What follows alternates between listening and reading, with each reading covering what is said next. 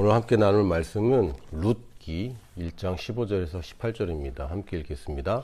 나오미가 또 이르되 보라 내 동서는 그의 백성과 그의 신들에게로 돌아가나니 너도 너희 동서를 따라 돌아가라 하니 룻이 이르되 내게 어머니를 떠나며 어머니를 따르지 말고 돌아가라 강권하지 마옵소서. 어머니께서 가시는 곳에 나도 가고 어머니께서 머무시는 곳에서 나도 머물겠나이다. 어머니의 백성이 나의 백성이 되고 어머니의 하나님이 나의 하나님이 되시리니 어머니께서 죽으시는 곳에서 나도 죽어 거기 묻힐 것이라. 만일 내가 죽는 일 외에 어머니를 떠나면 여호와께서 내게 벌을 내리시고 더 내리시기를 원하나이다 하는지라. 나오미가 룻이 자기와 함께 가기로 굳게 결심함을 보고 그에게 말하기를 그치니라. 아멘. 성경에 다양한 이야기들이 있는데 이렇게 여성 한 사람의 재혼하는 얘기를 기록해 놓은 거는 굉장히 특이한 장면이기도 합니다. 유대 지방에 가뭄이 많이 들었고, 그래서 어떤 한 부부가 모압 지방에 가서 이제 정착을 했어요. 그런데 거기서 이제 아들 둘이 있었는데, 그 아버지는 돌아가시고, 아들 둘이 또 그 동네 모압 여자랑 결혼을 하죠. 그랬는데, 이 아들 둘이 또 죽어요. 그 이제 여자 셋, 과부만 셋이 있는 집안이 됐고, 이제 살기가 너무 힘든 거죠. 당시 지금이야 노동이 굉장히 자유화되고, 농업도 공업도 자유화가 됐지만, 옛날에 다 손으로 해야 되잖아요. 일단 세탁기 하나만 고장나면 우리 일상생활에 굉장히 큰 타격이 있습니다. 물론 요새는 빨래방이도 있긴 하지만, 손빨래 할 생각만 하면 우리 엄두가 안 나는데, 옛날에는 그것뿐만이 아니라 모든 게 다 그냥 사람이 다 하는 시절에 아무래도 노동력의 강도라든지 이런 거 볼 때 여성들 셋이서 살기는 쉽지 않은 그런 삶이었습니다. 그런데 이제 나오미라는 이 시어머니가 가만 보니까 자기 원래 살던 데가 이제 가뭄도 괜찮아졌고 이제 괜찮아졌다 이런 소식이 들리니까 자기는 여기에 연고가 없잖아요. 그리고 여자 셋이 뭉쳐 살아봤자 이건 답이 없거든. 그래서 자기는 그나마 자기 고향으로 돌아가야 거기 친척들한테 의탁할 수 있고, 또 이 며느리들도 물론 자기 아들의 며느리이긴 했지만 그냥 이제 놓아주고 각자 갈 길을 가야 되지 않겠냐, 이제 이렇게 얘기를 한 거죠. 그래서 둘 다 이 나옴이라는 분이 설명은 없어요. 설명은 없는데 며느리들이 다 그렇게 좋아해. 고부 갈등이라는 게 있잖아요. 그게 한국만 그런 게 아니라 전 세계적으로 다 있습니다. 모르던 사이에서 아들이 사랑했기 때문에 이제 가족이 된 며느리에 대해서, 또 며느리도 이 남편을 사랑한 거지 또 시어머니까지 사랑한 건 아니란 말이에요. 결혼할 때 물론 그것도 다 보긴 하지만, 그래서 갈등의 요소가 굉장히 많긴 한데, 의외로 이 나오미라는 시어머니가 며느리한테 어떤 인상을 줬는지는 기록이 크게 없지만 그냥 결과적으로 보면 두 며느리 다 따라가겠다고 그러는 거예요. 근데 나오미가 극구 말립니다. 아니다, 너희들 재혼해라. 너희 고향으로 돌아가서 재혼하고 다시 그 가정을 이루고 살아라. 너희들 젊은데 어떡하냐. 그랬더니 또 한 명은 또 돌아가고 이 룻이라는 사람만 끝까지 따라가는 겁니다. 근데 뭐라 그러냐면 여호와 이야기를 하면서 여호와께 맹세한다 이런 얘기를 합니다. 그걸 보면 이 모압의 이방에서 이제 이방 출신의 여자이긴 하지만 어느샌가 나오미와 또 남편을 따라서 하나님을 믿고 있던 게 아닌가 이렇게 싶습니다. 그래서 이 나오미를 룻이 따라가고 나중에 이제 스토리를 짧게 얘기하자면 결국 재혼에 성공하는데 굉장히 부잣집에 재혼을 하게 되고, 결국엔 이 룻이라는 사람이 낳은 아들의 아들이 다윗 왕입니다. 그리고 다윗의 자손으로 오신 예수님의 족보에 이 룻이 들어가죠. 룻기가 기록된 이유 중에 하나는 결국은 다윗의 증조할머니예요.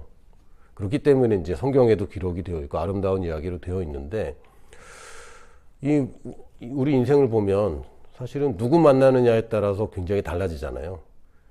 여러분들이 지금 하고 있는 일들 또는 여러분이 학교를 다니든 결국 누군가를 만나서 그 정보를 얻게 되고 또 누군가의 도움을 받아서 여기까지 오게 되고 이런 것들이 참 많은 것 같습니다. 저도 젊을 때는 내가 알아서 선택하는 줄 알았는데 지나고 보면 꼭 그렇지 않은 거죠. 최근에도 제가 이제 제 모교회, 제가 고등학교 3학년 때부터 다니던 그 교회에 또 저랑 비슷한 시기에 이제 교회에 오게 되신 권사님이 계세요. 장로님, 권사님 부부가 있고, 그 아들도 있고 딸도 있고, 제가 뭐 다 아는 사이고, 그렇다고 뭐 개인적으로 친한 사이냐? 청년하고 권사님하고 그렇게 따로 친할 일은 없잖아요, 사실. 물론 이제 서로 호감도 그냥 이성적인 뭐 이런 아니고 그냥 좋은 집사님, 좋은 청년 뭐 이런 좋은 관계이고 뭐 이렇게 하는데 개인적인 관계도 사실은 있긴 있었죠. 왜냐면 그 집 아들을 제가 과외를 했었거든요. 그런 것도 있고 뭐 그렇긴 하지만 그렇다고 뭐 친밀해서 뭐 따로 만나서 밥 먹고 뭐 이렇게 다니고 이런 사이는 아니란 말이에요. 근데 저한테는 그 권사님이 늘 굉장히 고마운 마음이 있어요. 왜냐하면 제가 첫 번째 선교 여행을 그분의 도움으로 제가 다녀왔거든요. 케냐를 가게 됐을 때 원래는 군대에서 제가 100만 원을 모았어요. 그 당시 이등병 월급이 9,000원이었던 걸 생각하면 100만 원을 모은 거는 사실 뭐 월급 가지고 모을 수는 없고 하여튼 뭐 용돈을 이상하게 모르는 사람한테서도 받고 결국에는 100만 원을 모아서 그걸로 선교여행을 가서 선교지에서 기도를 하고 선교사가 아니라는 확신을 가지고 와야 되겠다라고 마음 먹고 있었는데 계획은 사람이 세울지라도 이루시는 분은 하나님이시라고 그런 계획으로 왔는데 케냐를 가려고 했더니 비행기 값만 250만 원이야. 100만 원 가지고 택도 없는 거죠. 그래서 제가 얼른 헌금해 버렸어요. 그래서 하나님 나는 할 만큼 했다. 그러니까 나한테 이제 선교에 관한 이야기는 하지 말자. 내가 100만 원 모으느라고 정말 쉽지는 않았거든요. 먹고 싶은 거 안 먹고 이러고 정말 모은 건데 그걸로 선교여행 가려고 했던 건 하나님은 아시니까 그리고 뭐 돈이 더 생기면 또 가야 되잖아. 그래서 그냥 바로 헌금을 해버리고 나는 이제 선교사는 아닌 걸로 이렇게 하자 그랬는데 눈치 없는 그 권사님이 당신이 케냐 보내주겠다고 그리고 전액을 다 지원해 줬어요. 그러면서 뭐라 그랬냐면 저는 기억이 안 나는데 그분은 그러더라고요. 그때 선교사 된다고는 하지 말고 와 이런 얘기를 했대 자기는. 근데 뭐 저는 기억이 안 나고 결국은 케냐 선교여행 가서 거기서 계획했던 것보다 더 있게 됐어요. 한 달 내로 갔다 오려는데 한 달 반 정도 있게 됐고 그런 과정에 이제 제가 선교사로 헌신하게 되고 제 경로가 굉장히 달라지는 결과가 있었죠. 근데 그분이 뭐 의도했던 건 아니에요. 왜? 선교사 되지 말라고 그랬으니까. 그럼에도 불구하고 그 은혜가 저는 있거든요. 그래서 근데 뭐 갚을 길은 없어, 사실. 갚을 길도 없고 그분이 정말 교회를 섬기고 교회에 헌금한 액수가 상당합니다. 근데 뭐 원래부터 부자라서가 아니라 사업이 힘들 때부터 그렇게 잘 섬겨서 제가 뭐 책이나 이런 데서는 멀리 있는 정말 그 복음을 위해서 사업하는 분들, 그분들은 제가 알고 있지만 그분들은 저를 모르는 그런 관계들이 있지만 제가 제 곁에서 볼 때 아주 좋은 모델이시거든요. 그런 분이 있는데 지난번에 갑자기 저한테 그 장례식장 가서 오랜만에 만나고 또 결혼식장 가서 또 오랜만에 만나고 하다 보니까 이분이 저랑 같이 울진을 같이 놀러 가자고 그래갖고 권사님 두 분하고 저랑 셋이서 울진을 갔다 왔어요. 좀 이상하지 않아? 뭐 그렇게 막 같이 놀러 다니는 관계가 아닌데 어떻게 뭐 그렇게 맺어졌는데 근데 재밌는 것이 저한테는 이거 하나님이 또 뭔가 이렇게 뭘 하시려나? 어쨌든 하나님이 나를 인도하신다는 느낌이 좀 있었고 그래서 그냥 제가 알았다고 그러고 같이 갔다 왔고 최근에 또 추석 지났으니까 지난 금요일에 만나서 점심 식사도 하고 점심 먹고 커피숍에 갔는데 뭐 그렇게 할 얘기가 많은지 6시까지 얘기하고 그러고 집에 왔는데 또 댁에 가서 장로님도 오랜만에 인사하고 그러고 왔는데 이분이 또 제 큰아들 군대 간다고 또 군대 갈 때 물건 챙겨가야 된다고 지금 다 챙겨주고 계세요. 그래서 모르겠어요. 앞으로 또 모르는 거죠. 근데 적어도 제가 그분들하고 한 교회에서 생활할 때만 하더라도 뭐 지금까지 지금 몇 년도야? 그때가 1990년이었거든요. 35년 전 일이잖아요. 35년 전에 만난 관계인데 지금도 뭐 거대한 뭐 이렇게 후원이나 뭐 이런 게 아니더라도 아니 내 아들 군대 가는데 그것까지 챙겨주는 관계가 돼버린 거죠. 또 목요일에도 제가 오랜만에 또 라오스에서 전도한 부부를 만났어요. 이 친구들도 그냥 언어 공부하는 클래스에서 만나서 갑자기 나한테 예수님 믿고 싶다고 그래갖고 그래서 예수님 믿고 싶다 그래갖고 그냥 전도가 너무 쉽잖아. 그래서 예수님 믿게 되고 라오스에 있는 동안 저도 뭐 외롭고 그 친구들 더 외롭고 그래서 자주 밥 먹여주고 같이 밥도 사 먹고 뭐 이랬는데 그게 이제 이 친구들한테도 되게 좋았던 거고 서로 만나보니까 서로 신뢰가고 그때가 언제였던 그때는 2008년이었거든요. 한 17년 정도 꾸준하게 만나오고 있고 지금 제가 하는 일에 굉장히 큰 도움을 주고 또 목요일에도 오후에 만나서 일 같이 보고 저녁 먹고 커피숍에 갔는데 할 얘기가 왜 이렇게 많은지 새벽 1시까지 얘기하고 그러고 돌아오고 했는데 이런 일을 겪으면서 사실은 그때는 몰랐죠. 그때는 이 만남이 어떻게 될지 몰랐어요. 근데 우리가 이 어떤 만남들을 선택을 하는 데 있어서 사실은 하나님께서 준비하신 만남들이 분명히 있는데 어쩌면 뭐 많이 놓쳤을지도 몰라요. 사실은 지금 제 인생에서도. 근데 인생을 돌아보면 이거 그냥 만남이 계속되는구나. 만남의 연속이다라고 말한 그 철학자도 있어요. 인생은 별거 아니고 그냥 만남의 연속이다라고 정의하는 사람도 있는데 사도행전을 봐도 바울이 그 아굴라와 브리스길라라는 부부를 만나는 장면이 짤막하게 나옵니다. 그 후에 사도행전 18장 1절에 3절을 보면 그 후에 바울이 아덴을 떠나 이 아덴은 아테네를 얘기합니다. 아테네를 떠나 고린도에 이르러 아굴라라 하는 본도에서 난 유대인 한 사람을 만나니 글라우디오가 모든 유대인을 명하여 로마에서 떠나라 한 고로 그가 그 안에 브리스길라와 함께 이탈리아로부터 여기 이탈리아입니다. 요거는 이탈리아로부터 새로 온지라. 그러니까 로마 황제가 유대인들 로마에서 다 나가 이래버리니까 이 사람이 뭐 유대인이니까 어쩔 수 없죠. 그래서 이제 고린도로 이제 이주를 한 거예요. 바울이 그들에게 가매 그냥 만난 거죠. 우연히 만나서 생업이 같으므로 이 생업이 뭐냐면 천막 치는 일입니다. 바울이 당시 유대인들은 아무리 뭐 똑똑하고 공부 잘하고 해도 직업적인 훈련은 꼭 하나씩은 다 시켰다고 그래요. 바울이 굉장히 교육을 많이 받은 사람인데 또 직업 훈련은 받았기 때문에 그게 뭐냐면 천막 치는 일을 배워놓은 거죠. 그래서 생업이 같으므로 함께 살며 일을 하니 그 생업은 천막을 만드는 것이더라. 그러고 나서 사실 이 아굴라와 브리스길라 부부가 바울의 말씀을 얼마나 들었는지 그런 얘기는 하나도 없어요. 사실 하나도 없고 또 이 바울이 천막 치는 일을 오랫동안 하진 않습니다. 잠시 했던 거고 제자들이 나중에 합류하거든요. 바울의 팀이 있는데 이 잘하는 걸 하는 게 이 팀의 제일 좋은 거죠. 공격수가 공격하고 수비수가 수비하는 게 팀의 가장 좋은 거잖아요. 이 팀이 바울은 말씀 전하는 일에 전념하고 제자들은 또 뭐 나가서 일을 하기도 하고 자금을 끌어오기도 하고 이런 일들을 해왔나 봅니다.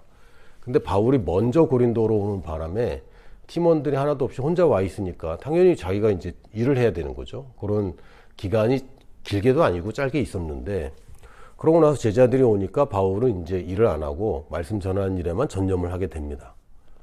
그러니까 뭐 되게 오랫동안 막 이런 것도 아니에요.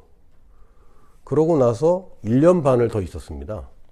1년 반. 천막을 같이 치는 기간을 얼마였는지 모르겠는데 천막 치는 일을 같이 하다가 동업관계로 하다가 바울은 그만두고 말씀 전하는 일만 전념했는데 총 기간이 1년 반 정도 됐고요.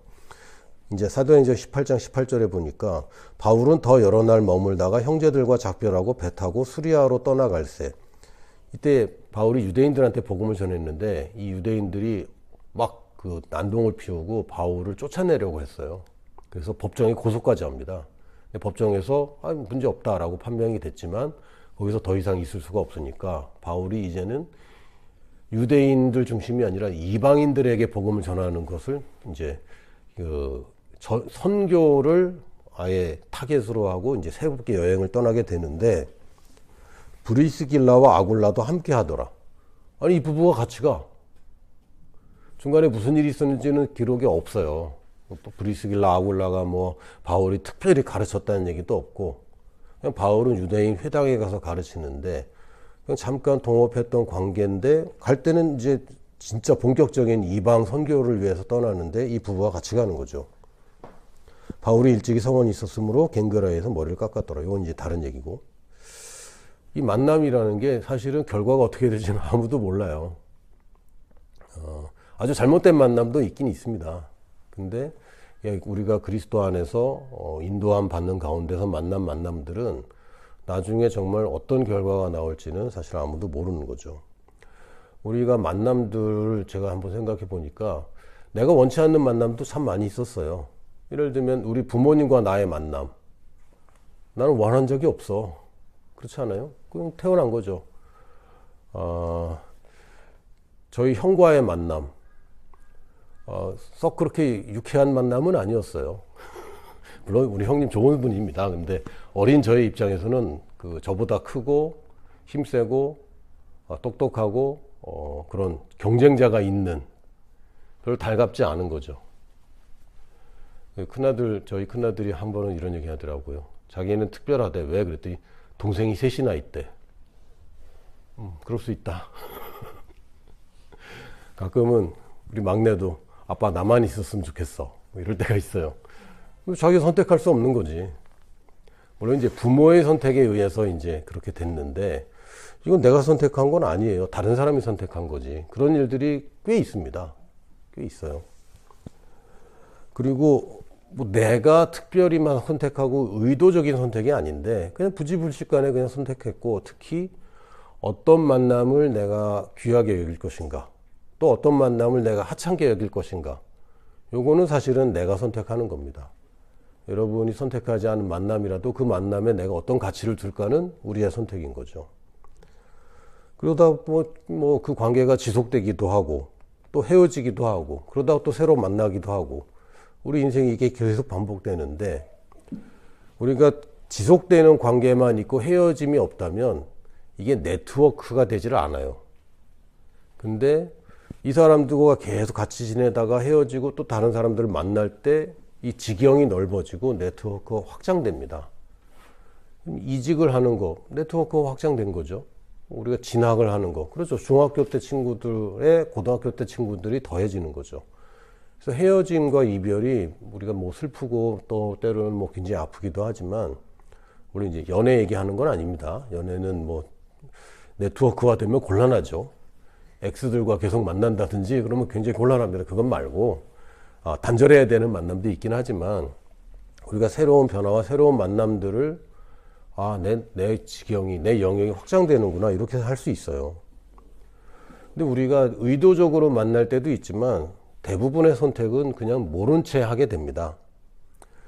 친구를 선택할 때는 그냥 좋아서 하는 거죠. 여러분, 친구들 뭐 인터뷰하고 또 얘의 성품이 어떻고 이런 거 다 확인하고 친해지지 않잖아요. 특히 어릴 때 친구들은 옆자리에 앉았기 때문에 그냥 친구인 거야. 줄 섰는데 내 앞뒤로 섰기 때문에 친구인 거죠. 저 지금 오늘도 예배 전에 카톡에 와서 10월 31일 날 만나자고, 저희 대학교 동창들이 있거든요. 골프 치는 애들은 자기들은 골프 칠 테니까 반찬 내고 가서 골프를 치겠대. 원주 가서. 원주에 또 한 명 있거든. 나는 골프를 안 치니까 너는 저녁 때 따로 올 거냐? 이렇게 물어보는 카톡이 왔어요. 얘들 친한 이유는 딱 하나입니다. 올해 그냥 입학하고 첫 시간에, 근데 앞뒤로 줄 섰던 애들이랑 친한 거예요. 처음에 인사를 아무도 모르는데 인사했는데 얘네들하고 아는 애들이 걔네밖에 없으니까 걔네들 중심으로 이제 가는 거죠. 그러다가 뭐 안 친한 애들도 생기고 하는데, 그러니까 그냥 좋아서 친구가 생깁니다. 근데 이것도 참 오래되면 참 놀라운 일들이 벌어져요. 지난번에 여기 있는 영환이랑 같이 라오스 선교여행 갈 때도 제 친구 중에 하나가 탁 100만 원 탁 후원을 해주고, 믿는 친구도 아니야. 근데 아, 좋은 일 한다고 그러면서 딱 100만 원을 딱 후원해주고, 대학교 동창도 오래 만날만 합니다. 돈 때문만은 아니고.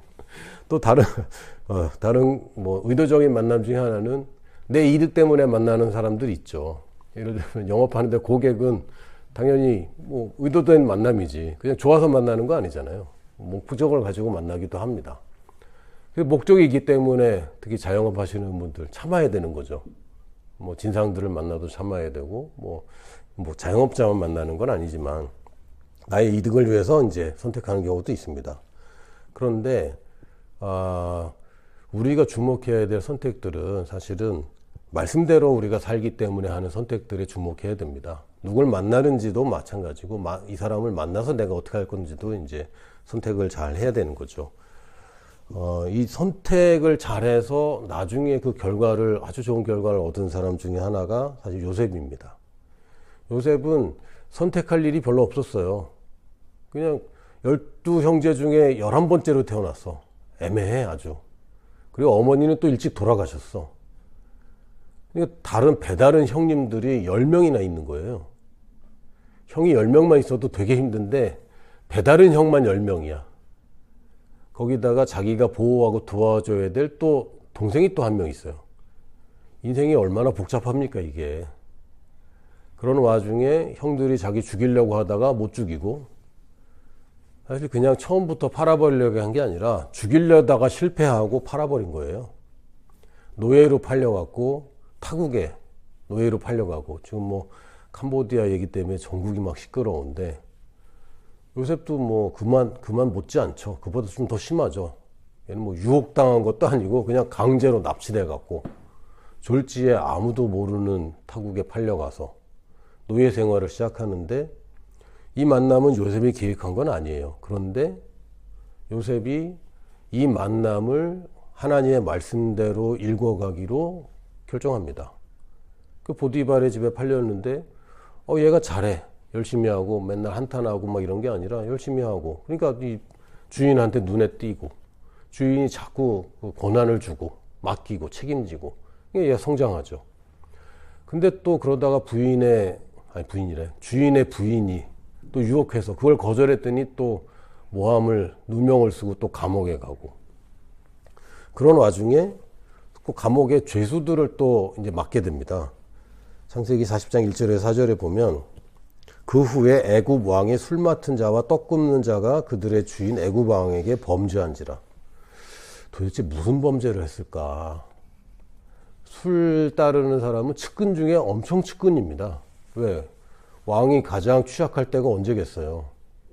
술 먹었을 때랑 잘 때 아닙니까?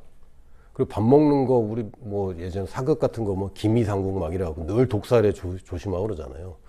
그러니까 못 믿는 사람은 여기 올라갈 수도 없어요.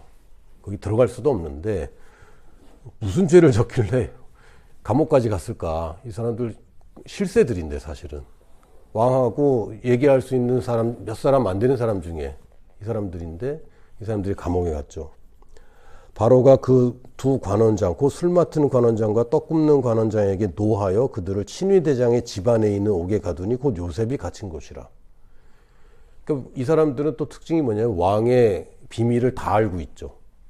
왕의 버릇, 왕의 식성, 이런 거 다 아는데, 이런 정보가 잘못 나가면 이게 왕한테 치명적인 결과가 올 수 있거든요. 그러니까 얘네들은 아무 감옥에도 못 보내. 그래서 보디발의 집에 있는 감옥, 사설 감옥에 보낸 거예요. 근데 거기가 바로 요셉이 들어있던 데고, 4절에 보니까 친위 대장이 요셉에게 그들을 수중에 들게 하며 요셉이 그들을 섬겼더라. 이 가만 보면 친위 대장이 여전히 신뢰하고 있어요. 말이 됩니까? 자기 부인을 강간하려고 그랬는데, 이게 뭐지 도대체? 근데 이 사람이, 요셉이 얼마나 성실하게 했으면, 자기 부인을 강간하려고 했던 사람이라는, 어쨌든 누명이든 뭐든 간에 그렇게 전해 들은 거잖아요. 그런데 이 사람이 어쩔 수 없이 감옥에 처벌을 하긴 했지만, 그럼에도 요셉이라는 이 사람만큼은 계속 신뢰하고 있는 겁니다. 근데 사실 여기 감옥 가면 인생 끝난 거예요. 그런데도 불구하고 요셉은 간수장에게 늘 성실할 뿐만 아니라, 간수장이래, 친회장이. 그리고 여기서 또 이 둘을 잘 섬겨라라고 얘기했더니 또 그걸 또 그대로 하는 거죠. 그러다가 나중에 꿈을 해몽해주고 결국은 어느 날 갑자기 벼락출세를 하게 됩니다. 처음 만남이 어떻게 될지는 아무도 모르는데 이 요셉은 자기가 선택한 건 아니지만 주어진 만남을 어떻게 활용하겠다 이가 아니라 그냥 하나님 말씀대로 그 만남들을 잘 읽었습니다. 그리고 그 결과를 받았죠. 우리가 해야 되는 일은 물론 여러분이 그 계획하지 않은 만남들에 그리스도인으로서 대하는 것입니다. 별거 아니에요. 그냥 이게 맞으니까 하나님 말씀대로 행하는 것 그거밖에 없습니다. 그렇다고 뭐 여러분이 뭐 선을 넘어서 막 다 퍼주고 막 이러라는 얘기가 아니라 아니 내가 지켜야 될 선이 있는데 그 선에 내가 화를 내면서 선을 지킬 수도 있고요. 끝까지 친절하게 선을 지킬 수도 있습니다. 또 말도 안 되는 요구에 대해서 내가 그 감정적으로 반응할 때도 있고 그러나 그냥 내가 그리스도의 사랑으로 또 그리스도의 태도로 우리 말씀대로 이제 할 수 있는 거죠. 우리가 해야 되는 일은 아주 단순합니다. 일단 말씀을 채우세요. 기껏 하나님 주신 만남이 있는데 그 만남에서 내가 엉뚱한 소리하고 엉뚱한 태도를 가지면 그거 다 놓치는 거잖아요. 지금 생각해보면 저 많이 놓쳤던 것 같아요. 지금 많이 그랬어요. 제가 잘못된 그 태도를 선택한 경우도 꽤 많이 있었습니다. 그런데 그렇게 할 게 아니고 일단은 내가 행동을 교정해야 돼. 안 돼요. 말씀을 채우면 행동은 저절로 교정됩니다. 좋은 음식을 먹으면 일단 몸이 건강해져요. 근데 나쁜 음식을 계속 먹으면서 운동만 한다. 그런다고 좋아지는 게 아닙니다. 그래서 일단 말씀을 채우는 것을 늘리고 그걸 본격적으로 하는 것이 중요합니다. 그리고 내가 가서 만나는 거. 그 한국교회가 이 부흥기 때 초대하는 것에 굉장히 잘했거든요. 초청하면 사람들이 많이 왔어요. 지금도 생각나는데 하여튼 교회에 간판 걸고 문을 열어놓기만 하면 어쨌든 사람들이 막 그냥 오기도 했어요. 그런 시절이 있었습니다. 근데 그거는 인류 역사상 굉장히 기이한 시절인 것이고 사람들을 초청해서 막 하는 것은 성경적이지 않습니다. 예수님은 네가 가라 그랬죠. 가서 전하라고 그랬지 초청해서 전하라고 안 그랬거든요.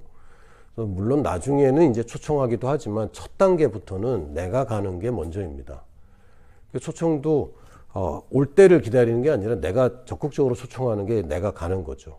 그래서 내가 연락해서 만나는 거지 사람들이 나한테 연락할 때까지 기다리는 것은 그것은 우리의 올바른 복음을 전하는 태도는 아닙니다. 그래서 내가 연락해서 만나면 뭐해요? 대화하잖아요.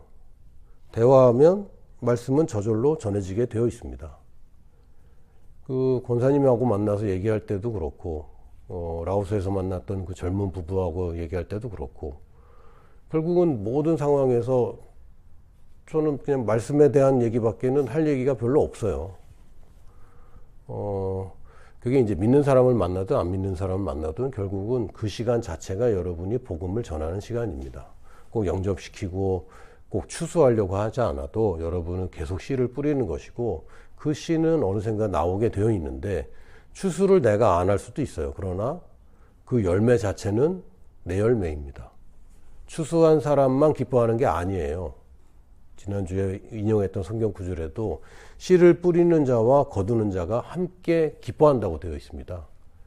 그래서 나는 아직은 내가 씨를 뿌렸는지도 사실은 잘 모를 때도 있고 뿌려놓고 결과를 모를 때도 있는데 결과는 그 열매는 내 것입니다. 물론 나만 갖는 건 아니지만 나도 그 씨에 대해서 그 지분이 있어요. 그래서 내가 어떻게든 영접시켜야 되겠다, 전도해야 되겠다 이런 개념보다는 나는 말씀을 채운다. 오늘도 말씀을 계속 채울 거고 그러나 혼자만 채우고 있으면 이게 무슨 소용이 있습니까? 소금이 짠맛을 잃어버리면 그냥 밟히는 겁니다. 현대 지금 한국 교회가 밟히고 있지 않습니까? 뭐 별거 아닙니다. 핍박이 심해서 아닙니다. 세상이 험악해서 아닙니다. 짠맛을 잃어버리면 밟히는 거예요. 사람들이 소금에게 기대하는 것을 못하고 있다라는 결론에 도달할 수밖에 없습니다. 그래서 우리는 채우고 연락해서 만나면 그럼 대화하는 가운데 내 채운 게 결국은 나올 수밖에 없어요. 그게 내가 지금 열매를 맺어가는 과정입니다. 그래서 결국은 여러분도 이렇게 하다 보면 여러분이 만나는 모든 사람이 10년 후에 20년 후에도 좋은 관계가 되거나 제자가 되거나 그렇지는 않겠죠. 그러면 좋겠지만 꼭 그렇지만은 않을 겁니다. 그러나 나중에 10년 후에 돌아보면 그때 너랑 이런 사이가 될 줄 몰랐지 라고 할 사람들이 생길 수밖에 없어요. 그러나 지금 하지 않으면 인생에서 열매를 맺는다, 너는 무슨 열매를 맺었니? 그러면 이제 할 말이 없어지죠. 그래서 당장 빨리 전도하고 제자 삼아서 내년까지 셀을 배가해라. 그것도 좋은 방법이긴 합니다만, 그런 때도 있고 그런 기회가 된다면 하십시오. 그러나 여러분 인생에서 꾸준히 계속 삶에서 해야 되는 것은 말씀을 채우고 내가 누구를 만날까 해서 선택해서 만나서 대화를 나누고 교제하는 겁니다. 그런 가운데 복음이 전해지고 씨앗이 뿌려지고 언젠가는 열매를 맺게 될 거예요. 그때는 몰랐지만 나중에는 알게 되죠. 이게 이렇게 열매를 맺는구나. 룻도 모른 채 선택을 했고, 아브라함도 모르는 채 손님들을 대접했고, 그때는 몰랐죠. 그러나 그 결과는 말씀에 보장되어 있습니다. 하나님의 말씀대로 여러분이 선택해서 하나님의 말씀의 태도를 갖는다면 여러분은 결국은 꼭 열매를 맺게 됩니다. 할렐루야. 아멘.